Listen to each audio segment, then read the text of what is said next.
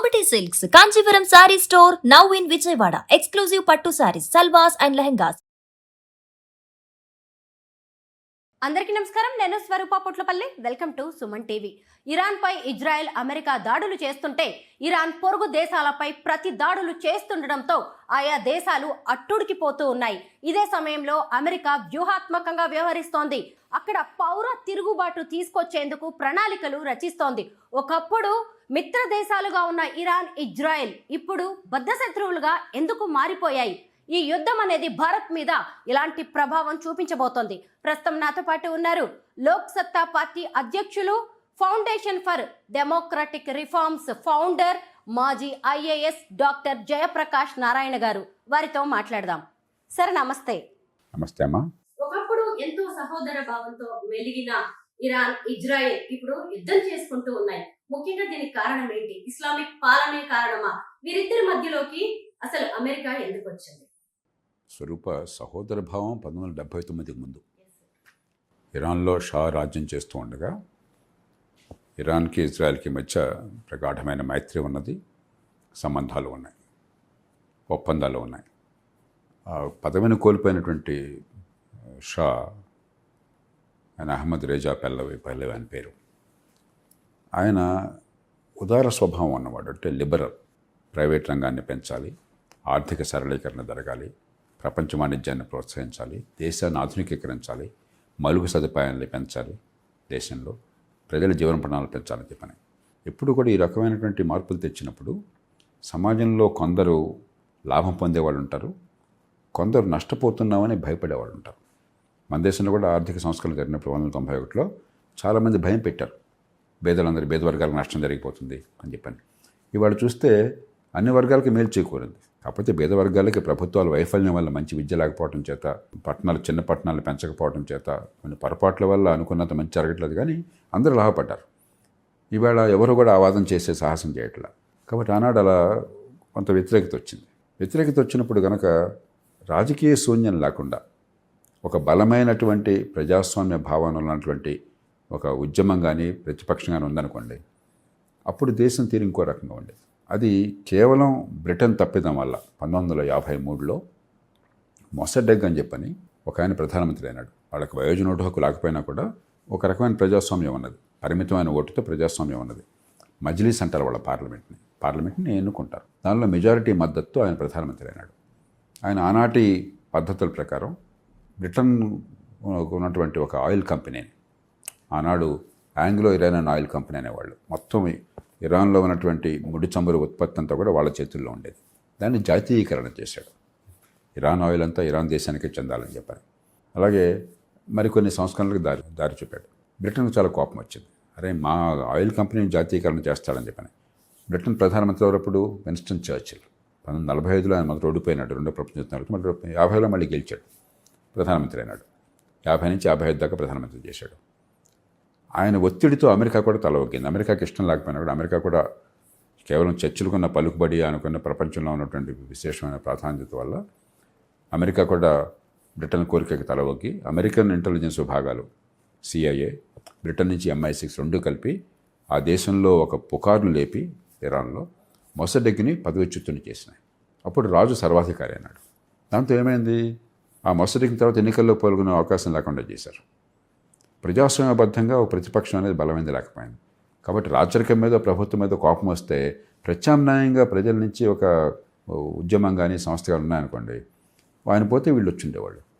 అది నాశనమే అయ్యేసరికి, అలాంటి అవకాశం లేకుండా పోయేసరికి మతతత్వవాదులు మతాన్ని సాధారణంగా ఏ ప్రభుత్వం అయినా కూడా, నిరంకుశ ప్రభుత్వాలు కూడా ఈ మతాన్ని పెద్దగా పట్టించుకోవు. వాళ్ళు ప్రత్యక్షంగా ప్రభుత్వం మీద దాడి తీతే తప్ప మతందే శతాబ్దాల పర్యంతం ఉంది, వాళ్ళ గొడవలు వాళ్ళకని చెప్పి వదిలేస్తారు. కాబట్టి ప్రతిపక్షం మతపక్షం అయిపోయింది. ఐతుల్లో ఖొమైనీ అనే ఆయన అప్పుడు ప్యారిస్లో తలదాచుకుని అక్కడి నుంచి ఆధునిక టెక్నాలజీని ఉపయోగించి ఇక్కడ మతం ప్రాతిపదికన ఈ రాజుకు వ్యతిరేకత సొమ్ము చేసుకుని ఆయన 1979లో రాజును దించేసి ఆయన వచ్చాడు. వచ్చిన తర్వాత దేశం గురించి, దేశ ప్రజల గురించి ఆలోచిస్తే బాగుండేది. ఏ ప్రభుత్వమైనా విప్లవం ద్వారా వచ్చినా, మామూలుగా వచ్చినా కూడా ఆర్థికంగా ప్రజల బతుకును బాగు చేయటం ఎట్లాగా, ప్రజల హక్కుల్ని కాపాడడం ఎట్లాగా, ప్రజలకు మంచి భవిష్యత్తుని ఇవ్వటం ఎట్లాగా, దీని మీద దృష్టి పెడితే కొన్ని ఇబ్బందులు ఉన్నా కూడా సమస్య ఉండదు. ఇరాన్ తొలి నుంచి అసలు దేశంలో ప్రజల జీవితావసరాలను గురించి, ప్రజల భవిష్యత్తును గురించి ఆలోచించాల. ఒక మత ఛాందస రాజ్యాన్ని తీసుకొచ్చారు. ఇరాన్ ఒక ఆధునికత ఉన్నటువంటి సమాజం. మిగతా ఇస్లామిక్ దేశాలతో పోలిస్తే వాళ్ళకి కట్టుబొట్టు కూడా బలవంతంగా మహిళల మీద రుద్దడం అలాంటివి చాలా తక్కువ. ఆ దేశంలో ఒక ఆధునికీకరణ జరిగింది అప్పటికే, ఇరాన్ రాజు వల్ల, ఇతర పాలన వల్ల. కాబట్టి మంచి విద్య అందరికీ అందేది, ఆడపిల్లలకు కూడా మంచి విద్య అందుతున్న సమాజం. అలాంటి సమాజంలో 3 ప్రధానమైన అంశాలుగా తీసుకున్నారు వీళ్ళు. ఒకటి, death to America, death to Israel. అసలు వాళ్ళ విధానమే ప్రతిరోజు పొద్దున్నుంచి సాయంత్రం దాకా నినాదాలు, అధికారికంగా అమెరికా చావాలే, ఇజ్రాయెల్ చావాలి. అది మొట్టమొదటిది.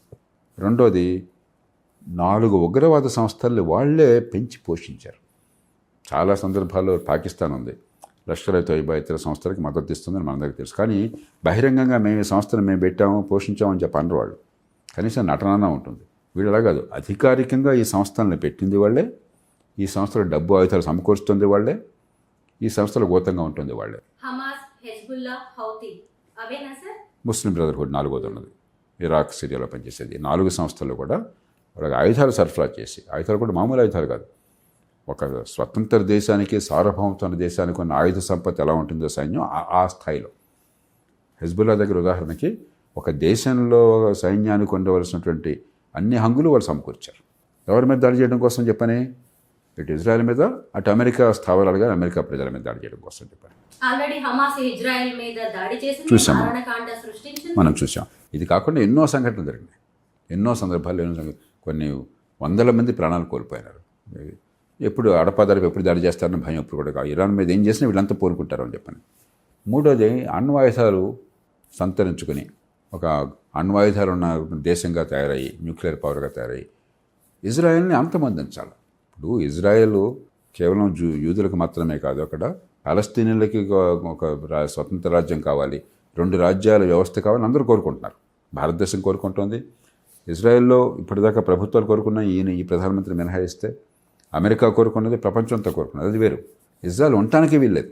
ఇజ్రాయెల్ని సముద్రంలోకి తోసేయాలి, ఇజ్రాయెల్ సర్వనాశనం కావాలి, అవసరమైతే మేము అణుబాంబులతో నాశనం చేస్తాం, రోజు వాళ్ళ ప్రకటనలు. ఈ 3 చేసేసరికి ఏమైందంటే అంతర్జాతీయ సమాజానికి ఇజ్రాయెల్ ఒక పెరగ అంటాం, ఒక అంటరాని దేశంగా తయారైపోయింది. చాలా ఆంక్షలు వగైరా పెట్టారు, చాలా గందరగోళం చెలరేగింది. ఇప్పుడు ఇక శాశ్వతంగా ఇరాన్ నుంచి బెడద రాకుండా చేయాలంటే ఇది మంచి మార్గం అనుకున్నారు. ఎందుకంటే మీరు ఇందాక అన్నట్టుగా ఈ హమాస్ దాడి కారణంగా ఇజ్రాయెల్లో 1200 మందికి పైగా మన మహిళల్ని, మగవాళ్ళని, పిల్లల్ని ఉచ్చకొత్త కోసారు. అమాయకుల్ని, నిరపరాధుల్ని, ఏ రకమైన ఆయుధాలు లేని వాళ్ళని, శాంతియుతంగా వాళ్ళు సంబరాలు చేసుకుంటున్న వాళ్ళని కొన్ని వందల మందిని బందీలుగా పట్టుకుపోయారు. వాళ్ళు చనిపోయినారు. సరే, చాలా ఆరోపణలు ఉన్నాయి, మహిళల మీద అత్యాచారాలు కానీ దారుణమైనటువంటి చేష్టలు కానీ ఉన్నాయని చెప్పని. ఆ నేపథ్యంలో ఏమైందంటే ఇజ్రాయెల్ ఈ హెజ్బుల్లా వాళ్ళ ప్రధానమైనటువంటి టెర్రరిస్ట్ దళం దాని మీద దాడి చేసింది. కానీ హెజ్బుల్లా కూడా వాళ్ళ ఆయుధాలు ప్రయోగించింది ఇజ్రాయెల్ మీద. వాళ్ళ దాని మీద గట్టిగా దాడి చేసి చాలా మేరకు వాళ్ళు బలహీనపరిచారు. హమాసు చాలా మేరకు బలహీనపడింది అక్కడ గాజాలో ఇజ్రాయెల్ దాడుల వల్ల. హౌతీసు కొంచెం దూరంగా ఉంటారు, యెమెన్లో ఉంటారు, వాళ్ళు కూడా కొంతమేరకు పూర్తి కాకపోయినా బలహీనపడ్డారు. కాబట్టి ఇది సరైనటువంటి సమయం. అలాగే ఒక 7 నెలల క్రితం జూన్ మాసంలో అనుకుంటాను, ఇజ్రాయెల్ ఇరాన్ మీద దాడి, ఇరాన్ ఏమిటంటే కొన్ని మిసైల్స్ని ఇజ్రాయెల్ మీద పంపించింది. అది సాగుగా తీసుకుని ఇజ్రాయెల్ వెళ్ళి అక్కడ చాలా మేరకు ఆ మిసైల్స్ని కానీ స్థావరాలను ధ్వంసం చేసింది. తర్వాత అమెరికా అవకాశంగా తీసుకుని వాళ్ళ అణ్వాయుధాలు తయారు చేసేటువంటి ఈ యురేనియం ఎన్రిచ్మెంట్ కానీ ఆ ఫెసిలిటీస్ని చాలా తీవ్రంగా దెబ్బకొట్టింది. కాబట్టి ఇరాన్ ఒక రకంగా బలహీన పరిస్థితిలో ఉంది. ఇప్పుడు కనుక మనం ఇరాన్ కొట్టకపోతే రేపొద్దున అణ్వాయుధాలు వచ్చిన తర్వాత మనం అసాధ్యమవుతుంది. మళ్ళీ ఉగ్రవాద సంస్థలకి మళ్ళీ ఆయుధ సంపద మళ్ళీ సమకూర్చుకుంటే అసాధ్యమవుతుంది. కాబట్టి సరైన అదని చెప్పి అనుకున్నారు. దీనివల్ల అమెరికాకి, ఇజ్రాయెల్కి, బహుశా ఇరాన్ వల్ల భయపడుతున్న మిగతా ప్రపంచానికి సంతోషం. కానీ సమస్య ఇరాన్ ప్రజలది. ఇరాన్ ప్రజలకి ఈ దమనకాండ నుంచి విముక్తి కావాలి, మంచి భవిష్యత్తు కావాలి, స్వేచ్ఛ లభించాలి, వాళ్ళ ఆర్థికంగాను ఇతరత్రాను పెరిగేందుకు అవకాశం రావాలి. ఈ మొత్తంలో అది లక్ష్యంగా ఎవరికి కనిపించట్లా. అది లక్ష్యంగా ఎవరికి కనిపించట్లేదు. ఇంకొక వైపు ఇరాన్ వెళ్ళి గల్ఫ్ దేశాల మీద దాడులు చేస్తూ ఉంది. ఇప్పుడు మళ్ళీ ఆ దేశాలతో కూడా సంబంధాలు తెగిపోయే అవకాశం ఉంది కదా. అవన్నీ కూడా ముస్లిం ప్రభావిత దేశాలు. వాళ్ళతో కూడా రిలేషన్స్ మౌలికంగా ఇరాన్ను ముస్లిం సమాజంలో రెండు ప్రధానమైన తెగలు ఉన్నాయి. ఒకటి సున్నీ, రెండు షియా. షియాలు బహుశా 15-20% లోపల ఉన్నారు. దానిలో అతిపెద్ద సంఖ్యలో ఉన్నది ఇరాన్లో. ఇరాన్ 9 కోట్ల పైచులకు జనాభా ఉంటే దాదాపు 80-90% షియాలు. కాబట్టి షియాలకి పెద్దగా తాను భావించుకుంటుంది ఆ దేశం. అక్కడ ఆ దేశం దాటితే షియాలు అత్యధికంగా ఉన్నది 3 దేశాలు: భారతదేశం, పాకిస్తాన్, ఇరాక్. 3 దేశాల్లో సుమారు 2-2.5 కోట్ల మంది కాస్త అటు ఇటుగా ఉన్నారు. కాబట్టి షియాలకి సున్నీలకి చాలా తీవ్రమైన విభేదాలు ఉన్నాయి. అరబ్ దేశాలు కూడా సఖ్యతగా మెలుగుతున్నట్టున్నా కూడా ఎప్పటికైనా ఇరాన్ వల్ల మాకు ప్రమాదం వస్తుంది అణ్వాయుధాలు ఉంటే, ఇరాన్ ఈ ఉగ్రవాద సంస్థల్ని, టెర్రరిస్టుని ప్రోత్సహించడం వల్ల మాకు దెబ్బ తగులుతుంది అని చెప్పి నా మనసులో కసి ఉన్నది. కానీ మాకు గొడవ ఎందుకని చెప్పని ఒకప్పుడు కయ్యం పెట్టుకున్న వాళ్ళే ఆ తర్వాత కాస్త వాళ్ళతో సంబంధాలు కొనసాగిస్తున్నారు. సౌదీ అరేబియా ఉందనుకోండి, పూర్వం పడేది కాదు. సౌదీ అరేబియానేమో సున్నీలకు నాయకత్వాన్ని ఇస్తున్నాం అనుకునే దేశం, ఇది షియాల నాయకత్వం, పడేది కాదు. కానీ సంబంధాలు మెరుగుపరుచుకున్నారు. ఎందుకంటే ఆ దేశాలు పంథా మారింది ఇటీవల కాలంలో. మీరు గమనించినట్లయితే ఒకప్పుడు మతతత్వవాదాన్ని పెంచినటువంటి దేశాలు ఇప్పుడు అది కాకుండా ఆర్థికాభివృద్ధి, సంపద పెరగటము, సమాజాన్ని ఆధునికీకరణ చేయటము ఆ దారిని పడ్డారు. ఏ కారణం అన్నా కానివ్వండి, మీకు యునైటెడ్ అరబ్ ఎమిరేట్స్ కావచ్చు, లేకపోతే ఖటార్ కావచ్చు, సౌదీ అరేబియా ముఖ్యంగా ఆ దేశం కావచ్చు, బహ్రెయిన్ కావచ్చు, ఈ దేశాలన్నీ కూడా ఆధునికీకరించాల దారిలో ఉన్నారన్నమాట. ఆ కారణంగా సఖ్యతతో ఉంటున్నారు. ఇరాన్ బహుశా వ్యూహాత్మకంగా పెద్ద తప్పిదం చేసింది. ఈ సమస్యని షియా సున్నీ సమస్యగా మార్చింది ఇరాన్. అలాగని షియాలకు న్యాయం జరుగుతుందంటే తన దేశంలో ఉన్నంత షియాలే ఆ షియాలను ఊచకోతకు వస్తున్నారు. ఓ 15 రోజుల క్రితం అక్కడ ఉన్నటువంటి పౌర సమాజం అంతా కూడా ఆర్థికంగా గత 30-40 ఏళ్ళు ఈ ప్రభుత్వాల విధానాల వల్ల పూర్తిగా నాశనం అయిపోతున్నాము అని ప్రభుత్వ వ్యతిరేకంగా వాళ్ళు ఉద్యమాలు చేస్తే వాళ్ళని ఊచకోత కోశారు. నిరాయుధులైన ప్రజల్ని, తమ పౌరుల్ని ఊచకోత కోశారు. 30,000 మంది దాకా దారుణంగా చంపేశారు. అంతకుముందు 1-2 ఏళ్ల క్రితం ఆడపిల్లలు కేవలం ఆ హిజాబ్ వేసుకుంటే జుట్టు కనిపిస్తోంది కొంచెం అని చెప్పన్న చిన్న కారణంగా కొంతమంది ప్రాణాలు పోయినాయి వాళ్ళని అరెస్ట్ చేసి. దాంతో మహిళల్లో మంచి ఉద్యమం వచ్చింది అక్కడ సమాజంలో. అక్కడ దాన్ని తీవ్రంగా అణిచిపారేశారు. కాబట్టి ఇది షియా సున్నీ కూడా కాదు, షియాలనే మళ్ళీ అణిచేస్తున్నారు తమ దేశంలో. ఏమన్నా ఉంటే షియా సున్నీ మధ్య పోరాటంలాగా వచ్చింది. తర్వాత మేము పచ్చగా బతకాలను కోరుకుంటున్నాం, ఆర్థికంగా ఎదగాలని కోరుకుంటున్నాం, ఈ గొడవంతా వదిలేసి మా మీద పడి అనవసరంగా మా దేశాన్ని అస్థిరపరిచాలని చెప్పిన కోపం వాళ్ళలో ఉన్నది. కాబట్టి ఇరాన్ బహుశా వ్యూహాత్మకమైన తప్పిదం చేసింది. దానివల్ల ఇరాన్ దీర్ఘకాలంలో బలహీనపడుతుంది. ఇప్పుడు అమెరికా కూడా అందుకే ఏకంగా వాళ్ళ పౌరులతోనే తిరుగుబాటుకు కూడా ప్రయత్నాలు చేస్తున్నట్టుగా జరుగుతుంది. అది ఏమన్నా సఫలమయ్యే అవకాశం ఉంటుందా? చాలా కష్టం స్వరూప. ఎందుకంటే దేశంలో ప్రజల తరపున పోరాడి వచ్చిన రాజకీయ శూన్యాన్ని భర్తీ చేసి ప్రత్యామ్నాయాన్ని ప్రభుత్వంగా ఇచ్చేటువంటి శక్తి ఒక సంస్థ కావాలి. దానికి ప్రజల్లోనూ పలుకుబడి ఉండాలి, సంస్థాగతంగా ఏర్పాటు ఉండాలి, ఒక ఆర్గనైజేషన్ ఉండాలి. మరి అధికారంలో ఉన్నటువంటి ముల్లాలు దారుణంగా ప్రజలను ఆయుధాలు ఉపయోగించి చంపడానికి సిద్ధపడుతుంటే దాన్ని కొంతమేరకైనా ఎదిరించేటువంటి శక్తి ఉండాలి. ఈ 3 ఉన్న సంస్థలు అక్కడ ఏం లేవు ఇరాన్లో. వీళ్ళు పోవాలని బహుశా మెజారిటీ కోరుకోవచ్చు. ఎవరైనా చెప్పలేం మెజారిటీ ఉందా లేదని చెప్పని. మెజారిటీ ఉందని అనుకుంటున్నారు. ఎందుకంటే ఇక్కడ ముల్లాల ప్రభుత్వం చేసినటువంటి తీరు వల్ల, అక్కడ ఇరాన్లో ప్రస్తుతం ఉన్నటువంటి రాజ్య వ్యవస్థ చేస్తున్న తీరు వల్ల ప్రజల్లో తీవ్రమైన విరక్తి కలిగిన మాట వాస్తవం, వ్యతిరేకత ఉంది. కానీ ఆ విరక్తిని అధికారంలో ఉన్నవాళ్ళు వాళ్ళు దిగిపోతే ఆ స్థానాన్ని భర్తీ చేయడం కానీ, దింపేటువంటి ఒత్తిడి తేవడం కానీ తగిన శక్తి అక్కడ లేదు.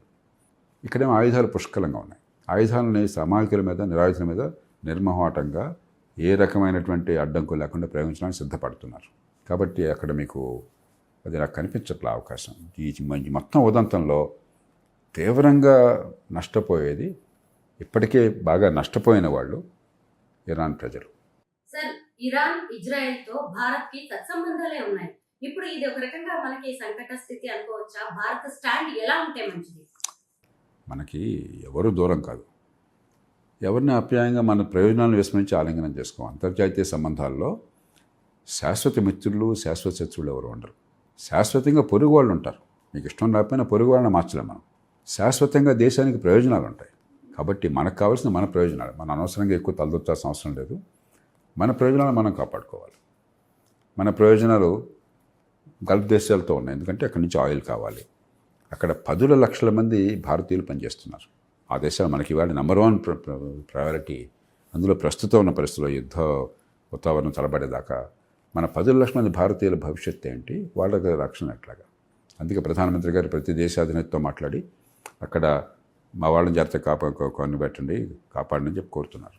రెండోది, అవి ఆర్థికంగా బలపడుతున్నాయి, ఎందుకంటే ఆయిల్, ముడి చమురు బాగా అక్కడ అందుబాటులో ఉంది కాబట్టి. ఆ దేశాలతో సంబంధాలు ఉంటే పెట్టుబడుల వగైరాలకు మనకు మంచిది. మూడోది, మనకి ఆ దేశాల నుంచి ఆయిల్ మనకు రావటం కానీ, ఎనర్జీ సెక్యూరిటీ, ఇతరత్రా కానీ ట్రేడింగ్, వాణిజ్య సంబంధాలు చాలా అవసరం. వాటిని కాపాడుకోవాలి. ఇరాన్తో మనకు శత్రుత్వం లేదు. అలాగని ఈ ఉన్న అధికారంలో ఉన్న వాళ్ళని దుర్మార్గాలు పలపడం మనం వాటేసుకోవాల్సిన అవసరం లేదు. ఇరాన్లో చాబహార్ పోర్టు నిర్మాణానికి భారతదేశమే పూనుకున్నది. కాబట్టి ఇరాన్తో సంబంధాలు ఏ ప్రభుత్వంలో మనకు కొనసాగాలి. కానీ ఒకళ్ళతో సంబంధాలు ఇంకోళ్ళకి వ్యతిరేకం కాకూడదు. పూర్వం ఏమిటంటే మన ప్రభుత్వాలు అంత ముందు చూపు లేక పరిమితంగా ఆలోచించి ఇస్లామిక్ దేశాలతో సంబంధాలు బాగుండాలి అని చెప్పన్నట్లయితే ఇజ్రాయెల్ని దూరం చేసుకోవాలి. కానీ ఇజ్రాయెల్ని మనం అవమానించాం ఆ రోజుల్లో. వాళ్ళు మన హక్కుని చేర్చుకున్నా కూడా మాకు మీరు వద్దు అని చెప్పన్నట్టుగా ప్రవర్తించాం. పివి నరసింహరావు గారు ప్రధానమంత్రి అయిన తర్వాత ఇజ్రాయెల్తో సంబంధాలు మెరుగుపడ్డాయి. అది కొనసాగుతున్నాయి. ఎందుకంటే ఇజ్రాయెల్తో మనకి సహజమైనటువంటి సంబంధాలు ఉన్నాయి. మనకి టెక్నాలజీ విషయంలో కావచ్చు, అలాగే ఆయుధాల విషయంలో కావచ్చు, ఇజ్రాయెల్ మనకు అవసరం. అలాగే ఇజ్రాయెల్కి దీర్ఘకాలంలో బాగా ఆర్థికంగా ఎదిగి ప్రపంచంలో కీలకమైన శక్తిగా ఎదుగుతున్న భారతదేశం అంటే అవసరం. ప్రతికూల పరిస్థితుల్లో అక్కడ ఒంటరిగా ఉన్న రాజ్యం, ప్రజాస్వామ్యాన్ని కొనసాగిస్తున్న రాజ్యం, ఆర్థికంగా అద్భుతంగా ఎదిగిన రాజ్యం, సాంకేతికంగా ప్రపంచాన్నే అబ్బురపరిచినటువంటి రాజ్యం. కాబట్టి వాళ్ళకి ఈ అండ ఉన్నట్టయితే దీర్ఘకాలంలో మనుగడ సాధ్యమైంది. ఇరాన్ మొత్తం, ఇజ్రాయెల్ మొత్తం కలిపితే 22,000 చదరపు కిలోమీటర్లు. నేను జిల్లా కలెక్టర్గా పనిచేసిన ప్రకాశం జిల్లా 17,600 చదరపు కిలోమీటర్లు. అంటే నా జిల్లా కంటే ఒక 5,000 చదరపు కిలోమీటర్లు ఎక్కువ. అంతే. 1.5 జిల్లా, 2 జిల్లాలు, పాత జిల్లాలు అంతే.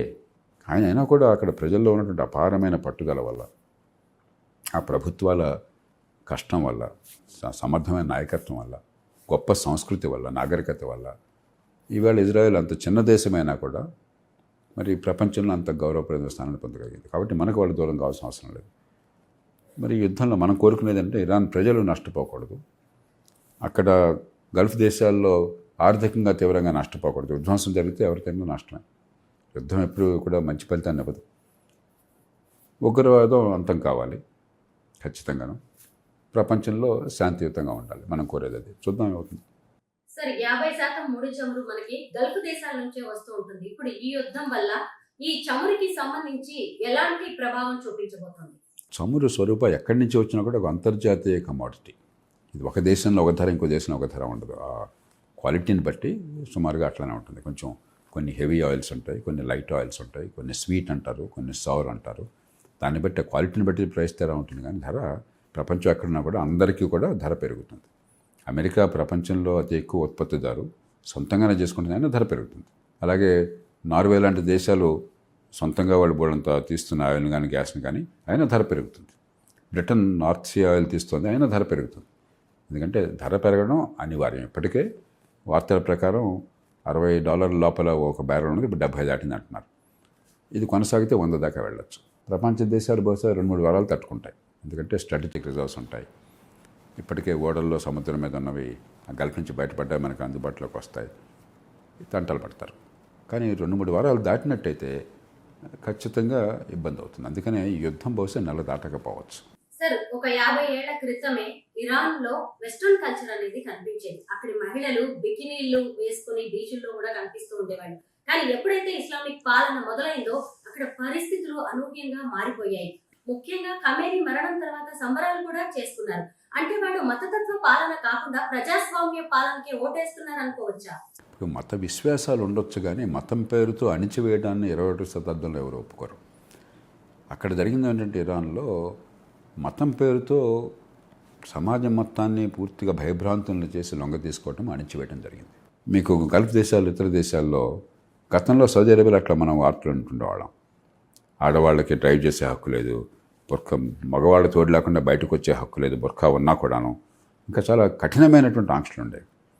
కానీ కాలక్రమేణా వాళ్ళు ఆధునికీకరణ భాగస్వాములు అయ్యి ఇప్పుడు వాళ్ళు ఇస్లాంలో ఆధునికీకరణకి వాళ్ళు మార్గం చూపెడుతున్నారు. సౌదీ అరేబియా కానీ మిగతా గల్ఫ్ దేశాలు కానీ. ఇరాన్ ఒకప్పుడు షా ఉన్నప్పుడు చాలా ఆధునికీకరణ మార్గం చూపెట్టిన ఇస్లామిక్ దేశం ఏంటంటే ఇప్పుడు దానికి పూర్తిగా తిరోగమనం అయ్యి అక్కడ మనుషుల్ని పూర్తిగా అణిచివేయడానికి, ముఖ్యంగా మహిళలను అణిచివేయడానికి ఇది ఒక మార్గంగా ఎంచుకున్నారు. చేత ఇరాన్ సమాజం ఒక దారిని పోతుంటే ఇరాన్లో మత్తత్వ ఛాందసం ఉన్నటువంటి ఈ పాలన మరో దారిని తీసుకెళ్తోంది. ఇప్పుడు ఇరాన్ ఇజ్రాయెల్ మధ్య యుద్ధం జరుగుతుంటే వారిద్దరి మధ్య ఉన్న అమెరికా ఎక్కువగా హైలైట్ అవుతుంది. ముఖ్యంగా అమెరికా ఫస్ట్ నినాదంతో అధికారంలోకి వచ్చిన డొనాల్డ్ ట్రంప్ ఈ యుద్ధంలో కూడా రకరకాల ప్రకటనలు ఇస్తూ ఉన్నారు. అసలు ఇప్పుడే అసలైన యుద్ధం మొదలవబోతోంది, మేము చర్చలకు సిద్ధంగా లేము అని ఏం చెప్పాలనుకుంటున్నాడు డొనాల్డ్ ట్రంప్ ప్రపంచ దేశాలకి? ఇప్పుడు దీనిలో 2-3 కోణాలు ఉన్నాయి. ఒకటి, ఐక్యరాజ్యం ఏర్పడిన తర్వాత, రెండో ప్రపంచ యుద్ధం తర్వాత ఒక దేశం మరో దేశం మీదకి దాడికి దిగదు, కొన్ని అరుదైనటువంటి సందర్భాల్లో తప్ప. ఏమిటి అరుదైన సందర్భాలు? మీ మీద వెంటనే వాళ్ళు దాడికి సిద్ధంగా, ఇమ్మినెంట్ థ్రెట్ అంటారు. అంటే మీ మీద బలమైన ఆధారాలతో దాడికి పూనుకొని మిమ్మల్ని విధ్వంసానికి తీసుకువెళ్ళే ప్రమాదం ఉన్నట్టయితే అప్పుడు మీరు దాడి చేయొచ్చు. 2, వాళ్లే మీ మీద యుద్ధం చేస్తే మీ దేశ రక్షణార్థం మీరు దాడి చేయొచ్చు. అలాంటి అరుదైన సందర్భాలు తప్ప దాడి చేయకూడదు. ఎప్పుడైనా దాడి అవసరమైనట్టయితే ప్రపంచ దేశాలన్నీ ఏకమై ఐక్యరాజ్య సమితిలో సెక్యూరిటీ కౌన్సిల్ భద్రతా మండలి అంటాం. అంటే 5 ప్రధానమైన రాజ్యాలు కలవాలి. సాధారణంగా జరగదు. అమెరికా, ఇప్పుడు రష్యా, అప్పుడు Soviet Union, China, Britain, France, 5గురికి వీటో అధికారం ఉన్నది. 5 దేశాలు కలిసి పనిచేయడం, ఒప్పుకోవడం అంటే చాలా అరుదుగా జరుగుతుంది. 1-2 సందర్భాలు మాత్రం జరిగింది. వాళ్ళందరూ ఒప్పుకున్నట్టయితే, ఐక్యరాజ్య సమితి తీర్మానం ఉన్నట్టయితే మీరు దాడి చేయవచ్చు. అదేం లేదు ఇక్కడ, లేకుండా జరిగింది. దాడికి వారు చెప్తున్న కారణాలు అణ్వాయుధాలని సిద్ధంగా ఉన్నారు, ఇవాళగా తెలియపోయినా సరే ప్రమాదం అవుతుంది, ఉగ్రవాదాన్ని పురుకొల్పుతున్నారు, మా దేశం మీద దాడికి సిద్ధపడుతున్నారని చెప్పని. ఇది సాంకేతికమైన అంశం. అది ఒప్పుకోవచ్చు ఒప్పుకోవద్దు పక్కన పెట్టేద్దాం. నేను అనుకోవటం దానివల్ల వాళ్ళు ఫలితం సాధించవచ్చు. ఎందుకంటే అణ్వాయుధాలు దీర్ఘకాలంలో కూడా ఇరాన్ ఇంకా ఉత్పత్తి చేసే అవకాశం లేకుండా ఏర్పాట్లు చేయొచ్చు. ఉగ్రవాద సంస్థ ఇందాక నేను చెప్పినట్టుగా బహుశా చాలా మేరకు పతనమే కావచ్చు. ప్రపంచం మీద ఇరాన్ ప్రభావం తక్కువ ఉండొచ్చు భవిష్యత్తులో. ఆ మేరకు విజయం సాధించిన వాళ్ళు అవుతారు. కానీ సమస్య ఏంటంటే, ఆయన మనసులో ప్రత్యక్షంగా చెప్పేది కానీ చెప్పకుండా చెప్పేది మనసులోని భావన కానీ ఏంటంటే, దారుణంగా అక్కడ ప్రజలను కూడా వీళ్ళు హతమార్చారు, అమాయక పౌరుల్ని, కాబట్టి వీళ్ళు పోతే బాగుండు అని చెప్పని. దానికి ఒక వ్యూహం లేదు, దానికి ఒక రోడ్ మ్యాప్ లేదు. యుద్ధం ప్రారంభమైంది కూడా ప్రపంచం ఇప్పుడు ఇవాళ చాలామంది మేధావులు, ఈ నిపుణులు భావించేది ఏమిటంటే, ఎట్లాగొట్లా ఆ నాయకుడు, అధినాయకుడిని, అయతుల్లాని, అలీ ఖమీనీని కనుక చంపేయగలిగినట్టయితే అప్పుడు వెంటనే కుప్పకూలిపోతారు, ప్రజలతో రాజ్యం వస్తుందని చెప్పి ఒక ఆశ పెట్టినట్టుంది. కాబట్టి ఆ క్షణంలో ఆయన దొరికాడు కాబట్టి వెంటనే యుద్ధం మొదలెట్టారు. పట్టపక్కల మామూలుగా రాత్రిపూట మొదలెడతారు యుద్ధం. అందరూ కూడా వస్తుందని, ఇవాళ రేపు వస్తుంది అని చెప్పి ఆందోళన ఉన్నా కూడా ఇక వాళ్ళు జాగ్రత్తలు ఇచ్చిన అవకాశం లేకుండా రాత్రిపూట, అర్ధరాత్రి పూట చీకటి పట్టం చేస్తారు. పట్టపగలు చేశారు. ఎందుకని పట్టపగలు ఆయన అక్కడ సమావేశంలో కూర్చున్నాడు, వాళ్ళ సమాచారం అందింది కాబట్టి ఆయన చంపేయడంతో ప్రారంభించారు. కానీ ఆయన చంపగానే అధ్యక్షుడిని 2 దేశాలు కలిసి ఇలా మట్టు పెట్టడం అనేది చరిత్రలో ఇంతవరకు ఎప్పుడూ జరగలేదు. అసలు వీళ్ళ లక్ష్యం ఏంటి? నైతికం అనైతికం అన్నది పక్కన పెట్టేద్దాం, ఎందుకంటే ఇప్పుడు మనం అది మాట్లాడాల. అలీ ఖమీనీ పట్ల కానీ లేకపోతే అక్కడున్న పరిపాలన పట్ల కానీ మనకి సద్భావం అక్కర్లేదు, సానుభూతి అక్కర్లేదు. ప్రపంచంలో చాలా అరుదుగా మాత్రమే తమ ప్రభుత్వాలు తమ ప్రజల ప్రాణాలంత దారుణంగా తీశారు. ఆ ప్రజల జీవితాలను తల్లకల్లోలం చేశారు. కాబట్టి వాళ్ళంటే సానుభూతి అక్కర్లేదు. అంచేత ఆయన చచ్చిపోయిన దానికి, చంపిన దానికి, మంచి చెడు అన్నదానికంటే రేపు పొద్దున ఒక రోడ్ మ్యాప్ లేకుండా, ఇరాన్ ప్రజలకి ఆ దుష్పరిపాలన నుంచి ఊరట కనిపించకుండా, మంచి భవిష్యత్తును చూపెట్టే స్పష్టమైనటువంటి వ్యూహం లేకుండా యుద్ధం చేయటం వల్ల మీకు ఫలితం కనిపించట్లేదు. ఇరాన్ విధ్వంసం అవుతోంది, కొంతమేరకు గల్ఫ్ దేశాలు నష్టాన్ని చవిచూస్తున్నాయి, కానీ ఇరాన్ ప్రజలకు మాత్రం విముక్తి కలిగే అవకాశం కనిపించట్లేదు. అయితే భూమిగా, పర్షియాగా పేరు తెచ్చుకున్న ఇరాన్ ఇప్పుడు ఎంతో పెద్ద అపప్రదను మూటగట్టుకుంటుంది. ఇక మీదట ఏమైనా పరిస్థితుల్లో మార్పులు వచ్చే అవకాశం ఉంటుందా? అక్కడ కనుక అదృష్టం కొద్దీ ఈ ప్రభుత్వం వీళ్ళు పతనం అయిపోయి అక్కడ అధికారంలో ఉన్నటువంటి వాళ్ళు, ఈ అయతుల్లాలు, ఈ ముల్లాలు, వీళ్ళ రాజ్యం పతనం అయిపోయి అక్కడ ప్రజాస్వామ్యబద్ధంగా ఎన్నికలు జరిగే అవకాశం వచ్చి ప్రజలు స్వేచ్ఛగా ఎన్నుకున్నటువంటి ప్రభుత్వం అన్ని వర్గాలను సమన్వయపరిచి ఒక మంచి భవిష్యత్తు కనుక దారితీస్తే సంతోషం. కానీ అవకాశాలు పెద్ద కనిపించట్లేదు. నేను ఇందాక చెప్పినట్టుగా అందుకు తగినటువంటి వాతావరణం కానీ, అక్కడ అలాంటి సంస్థాగత ఏర్పాట్లు కానీ లేవు.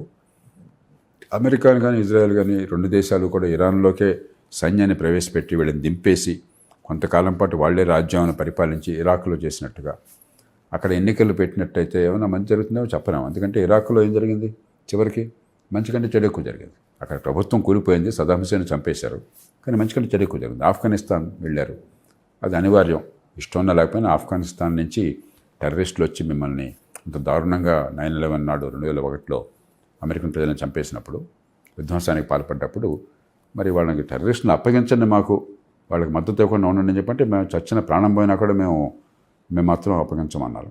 ప్రాణాలు పోయినాయి, ప్రభుత్వం మారింది, కానీ ఆఫ్ఘనిస్తాన్లో పరిస్థితులు మారలా. కాబట్టి మీరు సైన్యాన్ని పెట్టినా కూడా ప్రభుత్వాన్ని దింపొచ్చు, కానీ పరిస్థితులు మారుతాయన్న గ్యారంటీ లేదు. ఇరాన్లో బహుశా మార్చే అవకాశం ఎక్కువ ఉండొచ్చు, ఎందుకంటే ఒక నాగరికత ఉన్న సమాజము, ఆధునికత ఉన్న సమాజం కాబట్టి. కానీ ఎట్టి పరిస్థితుల్లో మా సైన్యాన్ని అక్కడ పంపించని నిర్ణయం చేసుకున్నారు. కాబట్టి ఆ వాతావరణం కనిపించట్లా. ఇరాన్ ప్రజలకి విముక్తి వాతావరణం కనిపించాలా. కనిపిస్తే మనం అంతా సంతోషపడాలి. 9.5 కోట్ల మంది ప్రజలు చాలా దగా పడ్డారు. దాదాపు 1979 నుంచి ఇప్పటిదాకా 47 సంవత్సరాలు చాలా నష్టపోయారు. ఇటీవల కాలంలో మళ్ళీ తీవ్రంగా నష్టపోయారు, బాధపడ్డారు. వాళ్ళకి విముక్తి కల్పించట్లా. సార్, ఎన్నో దేశాలను ప్రభావితం చేస్తున్న ఈ యుద్ధం ఎలా ఆగాలి? మళ్ళీ పశ్చిమాసియాలో శాంతి స్థాపన అనేది ఎలా సాధ్యమవుతుంది? నేను అనుకోవటం యుద్ధం ఒక 3-4 వారాల తర్వాత ఆగుతుంది. ఎందుకంటే అమెరికాకి ఇప్పటికీ ఆఫ్ ర్యాంప్ అంటాం. మేము విజయం సాధించామని చెప్పుకుని బయటకు వచ్చే అవకాశం ఉంది. అక్కడ విధ్వంసాన్ని చేశాము, వాళ్ళకి ఇరాన్ కోరుకోలేదు, ఆయుధాలు ఉపయోగించలేదు ఇతరుల మీద, టెర్రరిస్టులను ధ్వంసం చేశాము మేము ఇజ్రాయెల్ కలిసి. అక్కడ హెజ్బుల్లా కానీ మిగతా చోట్ల కానీ వాళ్ళు కూడా కోలుకోలేరు. ప్రపంచానికి ఇప్పుడు ఇరాన్ నుంచి ముప్పు లేదు, అణ్వాయుధాలు కూడా వ్యాప్తి చేయరు అని చెప్పని ఆ మాట చెప్పేసి వాళ్ళు వ్యక్తి డిక్లేర్ చేసేయచ్చు. బహుశా అలాగే జరుగుతుంది. ఒక 2-3 వారాల తర్వాత అలాగే జరుగుతుంది. సమస్య ఏంటంటే ఇరాన్లో ప్రత్యామ్నాయ ప్రభుత్వం ఏర్పాటు కాకుండా ఉన్నట్లయితే, ఇరాన్లో ఐతుల్ల రాజ్యం కొనసాగుతున్నట్లయితే, వాళ్ళు బలహీనపడ్డా కూడా ప్రజల మీద వాళ్ళ దమనకండ ఆగుతుంది అన్నటువంటి ఆధారాలు ఏం లేవు. ఇరాన్ ప్రజలు విముక్తి లేకపోవచ్చు. లేదు, వీళ్ళు కూలిపోయి పరిస్థితులు కనుక అంతా అస్తవ్యస్తంగా ఉండిపోయి ఆ దేశంలో అరాచకత్వం వచ్చినట్టయితే లక్షలాది మంది కాంతిశీకులు ఇతర దేశాలకు వలసిపోవచ్చు. గతంలో సిరియా విషయంలో అట్లా జరిగింది. సిరియా కానీ ఇరాక్ కానీ అలా జరిగింది. దానివల్లనే ప్రపంచ రాజకీయం మారింది. యూరప్కి కొన్ని లక్షల మంది, 10 లక్షల మంది వెళ్ళిపోయారు. అక్కడి నుంచి యూరప్లో వీళ్ళందరూ మా దేశాలు రావడం ఏంటి, దాడి చేసినట్టుగాను, వీళ్ళందరికీ మేము వ్యతిరేకం అని చెప్పని అక్కడి నుంచి రకరకాల రాజకీయాల్లో మార్పులు వచ్చినాయి. మళ్ళీ అలాంటి పరిస్థితికి వచ్చే అవకాశం కూడా ఉండదు. పశ్చిమాసియాకి శాంతి లభించవచ్చు, ప్రపంచానికి శాంతి లభించవచ్చు. ఇరాన్ లోపల శాంతి అంతగా అవకాశాలు కనిపించట్లేదు. అనేక దేశాల్లో అల్లకల్లోలం రేపుతున్న యుద్ధం గురించి గొప్ప విశ్లేషణ చేశారు sir. Thank you so much. నమస్కారం.